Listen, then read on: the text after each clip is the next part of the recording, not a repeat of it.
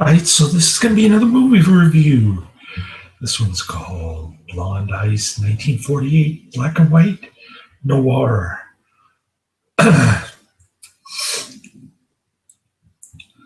You should have, I think, Foreigner made a song based on this movie.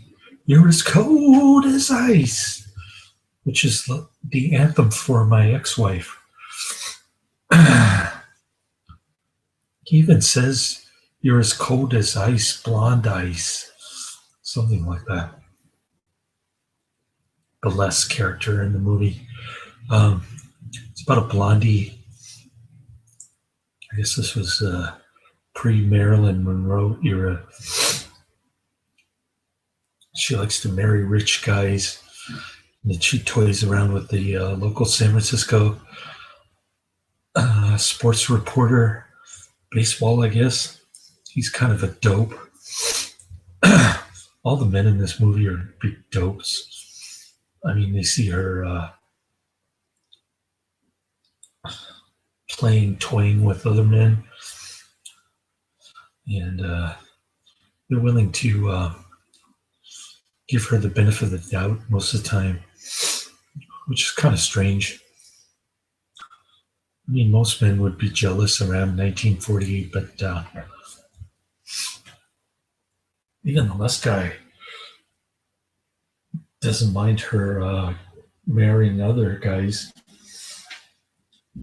even though Les is her most likely true love. She loves money more, apparently.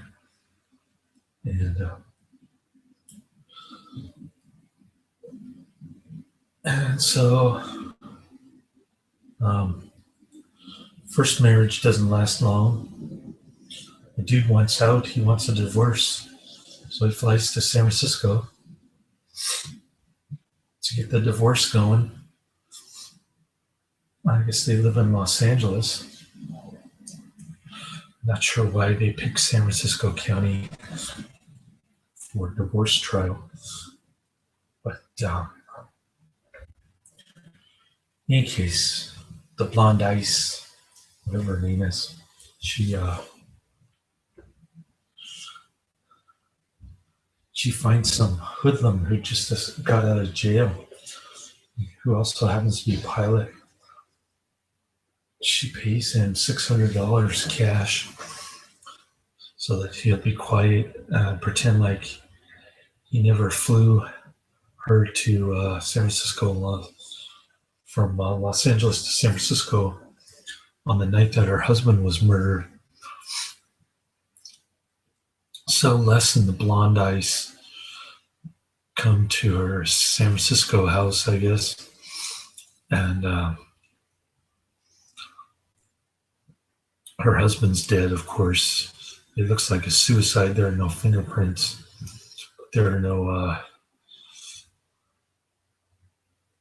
powder burns either. So the blonde ice and the Les dude, the beat sports reporter, loser, they're like saying it's a suicide. The DA thinks it's a murder. Either one of them could have murdered. Of course, we know it wasn't the Les dude. He's too much of a sappy guy. So then she meets this Congress critter politician dude who's running for election for Washington, D.C. seat. And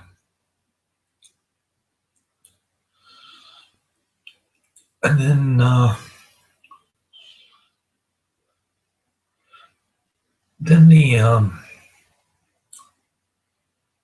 hoodlum guy figures out who she really is and starts demanding more blackmail money. I guess he owes his bookies some money or something. So instead of giving him the money, he shoots the guy and then leaves him in a ditch and gets back the money from him that she was going to give him, or at least he thought she was going to give it to him. And then she ends up killing her second husband, trying to frame the Les guy when he picks up the knife, and she's just kind of hiding behind the door. So up to that point, it was pretty good. I didn't really care for the psychologist character, and the ending made no sense. So I'm going to give this 4 out of 5 stars. I thought it was a good movie, enjoyable, good acting, classic black and white noir type stuff, dark and dreary, and definitely fits the genre. I just thought that the psychologist was kind of unnecessary and a little bit conceited. I never liked head shrinkers myself, but anyways, I guess they were popular in the 40s after people were suffering from shell shock. That's one thing I don't like about that Hitchcock movie with Gregory Peck. I forget the name of it, but kind of similar in that regard. A little bit too much psychoanalysis analyzing, if you ask me. And there are some people on YouTube who do that. Even my coworker does it on me. But in case, I got a $15,083 cashier's check from Wells Fargo today. My former mother-in-law hand delivered it to me when I dropped off my son. So I'm pretty stoked about that. I can start day trading next week.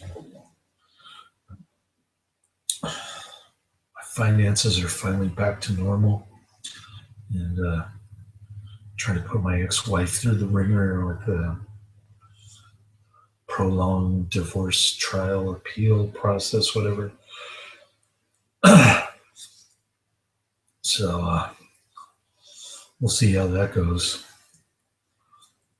I just it's been a long journey these past couple years being single, but hopefully I can get remarried next year, get my life back on track. We'll see. Anyways, enough about my personal life. I just felt pretty happy about that, even though I was dead tired after homeschooling my son, the McGuffey's, a collective primer and Khan Academy. After a long day at work. So, that's about it.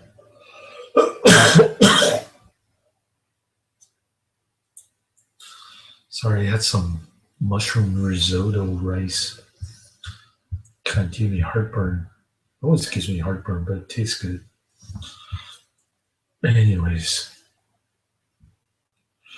it was a good noir. I wouldn't say that it was one of the better ones, but if you're into noir,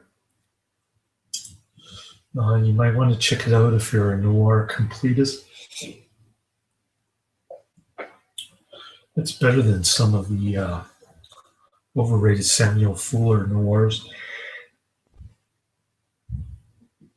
But on the other hand, I've seen better than Blonde Ice. And that's the end of my movie review. Laters.